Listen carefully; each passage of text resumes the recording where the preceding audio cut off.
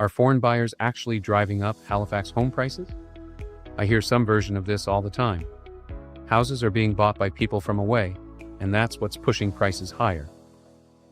But when you look at what the available evidence actually tells us, the answer is much more complicated.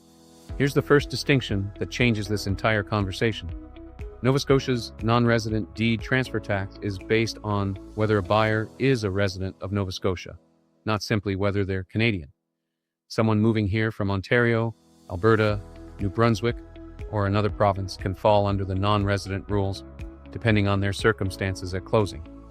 That person isn't a foreign buyer. They're another Canadian moving to Nova Scotia. Nova Scotia currently has a 10% non-resident deed transfer tax.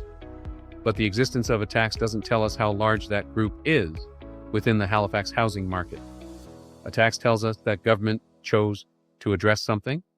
It doesn't tell us what percentage of Halifax homes are actually being purchased by foreign buyers.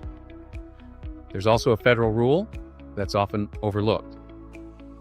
Canada currently restricts many non-Canadians from purchasing residential property in urban areas such as Halifax, subject to a number of exemptions. That federal prohibition has been in effect since 2023 and is currently scheduled to expire January 1st, 2027. So even the rules governing non-Canadian purchases are still evolving. So what percentage of current Halifax home sales actually go to foreign buyers? There isn't a reliable current Halifax MLS number that answers that question. MLS data tells us things like sale price, property type, days on market, and listing history. It doesn't provide realtors with a buyer's citizenship. Statistics Canada has published measures of non-resident ownership and non-permanent resident buyers. But those aren't the same thing as today's foreign buyer share of Halifax transactions. Halifax home prices are influenced by a much bigger mix of factors.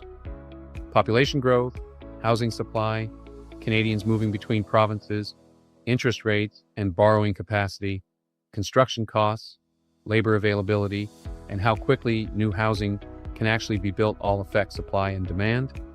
That's a much more useful way to understand the Halifax market than assuming one category of buyer explains everything. Why does any of this matter if you're selling?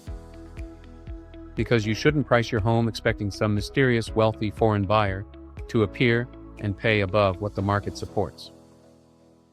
An out-of-province Canadian buyer can absolutely be part of your buyer pool, but your pricing decisions should still be grounded in comparable sales, current competition, showing activity, and the evidence in your specific neighborhood and price range. Don't negotiate against a story. Negotiate from the market in front of you. I'm Johnny Dulong, Family Real Estate Advisor with Exit Realty Metro. If you're thinking about selling in Halifax Regional Municipality, I can show you what's actually happening in your neighborhood and price range. Visit sellhalifaxrealestate.com and subscribe for more Halifax real estate information. Until the next video, all the best.